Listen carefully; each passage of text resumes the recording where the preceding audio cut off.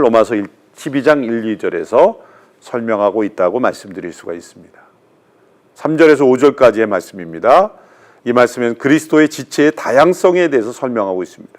내게 주신 은혜로 말미암아 너희 각 사람에게 말하노니 마땅히 생각할 그 이상의 생각을 품지 말고 오직 하나님께서 각 사람에게 나눠주신 믿음의 분량대로 지혜롭게 생각하라. 믿음의 분량이라는 단어가 중요합니다. 우리가 한 몸에 많은 지체를 가졌으나 모든 지체가 같은 기능을 가진 것이 아니니 이와 같이 우리 많은 사람이 그리스도 안에서 한 몸이 되어 서로 지체가 되었느니라. 여기서 한 몸이라는 단어, 또 지체가 되었다라는 단어들이 중요합니다. 자, 사도 바울이 이제 이 영적 예배자의 삶, 또 변화를 받고 하나님의 뜻을 분별하는 삶에 이어서 생각해 볼 때 정말 분별력 있는 삶이란 무엇인가? 그 첫 번째는 마땅히 생각할 그 이상의 생각을 품지 않는 것입니다. 마땅히 생각할 그 이상의 생각을 품지 않는다. 교만해지지 않는다는 거죠. 오버하지 않는다는 겁니다. 과신하지 않는다는 겁니다. 자기에게 주어진 그 분깃을 뛰어넘지 않는다는 것입니다. 각 사람에게 주신 믿음의 분량대로 지혜롭게 생각해야 됩니다. 이것이 이 분별의 가장 중요한 첫 번째 모습이죠. 또 하나님이 기뻐하시는 뜻을 분별할 때 중요한 것은 우리는 한 몸의 지체일 뿐이다. 나만이 몸의 전부가 아니다. 나는 한 몸의 일부일 뿐이다. 이것이 분별입니다. 이것이 지혜요 하나님께서 기뻐하시고 온전하신 뜻입니다. 이제 구체적으로 이 말씀을 살펴보면 첫 번째 중요한 단어 믿음의 분량대로 스스로를 과대평가하는 교만이 공동체를 파괴합니다. 로마 교회 가운데도 이제 유대인과 이방인과의 갈등, 또 심지어 유대인과 유대인, 이방인과 이방인과의 갈등, 이 모든 것은 믿음의 분량을 뛰어넘는 교만 때문이었죠. 모든 지체가 같은 기능을 가진 것이 아니니 각 사람은 자신의 분량을 받았기에 재능과 기능과 믿음이 다양함을 인정해야 합니다.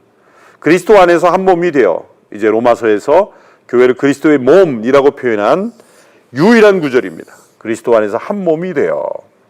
물론 에베소서에서는 이 그리스도의 한 몸됨을 많이 설명하고 있지만 로마서는 딱 한 번 여기서 사용합니다. 신자들 한 몸의 지체일 뿐만 아니라 상호간의 지체임을 강조하고 있습니다. 그러므로 우리가 믿음으로 의롭게 된 그 삶이 가장 먼저 나타나는 것은 가까운 공동체, 교회 공동체, 가정 공동체. 우리 모두가 다 그리스도 안에 한 몸의 지체로 우리가 살아가고 우리에게 맡겨진 믿음의 분량, 또 하나님께서 맡겨주신 그 지체의 기능이 다 다른 것을 서로 인정해야 한다라는 것을 말씀하고 있습니다. 자, 이를 위해서 우리가 또 분별해야 된 것 6절에서 8절까지 그리스도의 몸에게 주신 영적 은사들을 잘 분별하고 또 활용해야 함을 말씀하고 있습니다. 6절에서 8절의 말씀입니다. 우리에게 주신 은혜대로 받은 은사가 각각 다르니 곧 예언이면 믿음의 분수대로, 혹 섬기는 일이면 섬기는 일로, 혹 가르치는 자면 가르치는 일로, 혹 위로하는 자면 위로하는 일로, 구제하는 자는 성실함으로, 다스리는 자는 부지런함으로, 긍휼을 베푸는 자는 즐거움으로 할 것이니라. 여기에 보면 우리에게 주신 은혜대로 받은 은사라고 했습니다. 그리고 여러 은사들을 설명하는데요. 자, 이 은혜라는 단어가 이제 카리스라는 헬라어인데 은사가 카리스마타입니다. 이 카리스에서 온 거죠. 그러니까 은사라는 은혜로 주시는 선물이다, 그런 뜻입니다. 하나님의 은혜가 바울을 사도로 만든 것과 마찬가지로 그분의 은혜는 그 몸의 지체들에게 선물을 주심으로 그리스도의 몸이 서로 세워가도록 하셨습니다. 이 로마서 12장에 이제 성령의 은혜로 주시는 선물들, 곧 은사들에 대한 리스트가 나오는데요. 사도 바울의 편지에 나타난 은사들의 목록을 한번 정리해 보았습니다.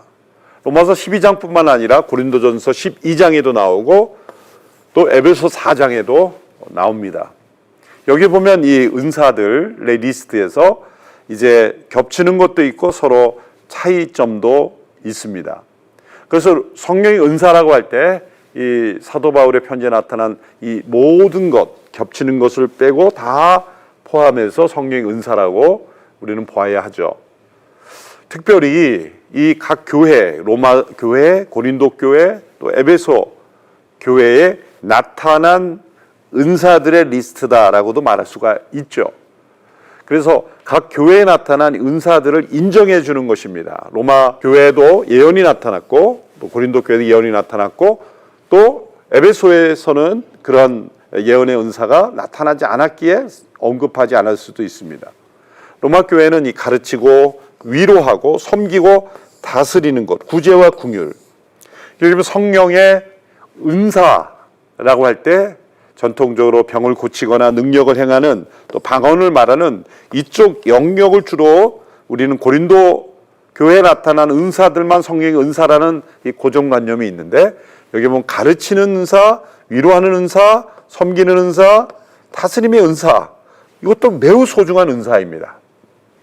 어떤 분을 만나면 그 만나는 사람들이 위로를 얻고 큰 어떤 그 평화를 누린다. 위로의 은사입니다. 어떤 분이 가면은 한 공동체가 언제나 문제가 생기지만, 아무리 문제가 심각한 공동체에도 그분이 가면 질서가 잡히고 평화롭게 된다. 리더십, 다스리는 은사가 있는 것입니다. 그리고 베풀고 나누는 이 구제의 긍휼의 은사, 이런 것들이 로마서에 나타난 은사인데, 이것이 로마 교회에 나타났던 사도 바울이 분별한 영적 은사입니다. 이런 폭넓은 영적 은사를 믿음의 분량대로 주셨다. 그것을 통해서 그리스도의 몸에 세워져 가고, 이제 로마 교회에 있는 이방인과 유대인들의 이 인종적인 장벽을 뛰어넘어서 함께 그리스도의 몸의 지체로 거룩한 산제물로 하나님 앞에 영적 예배로 드려야 한다라는 것을 강조하고 있습니다.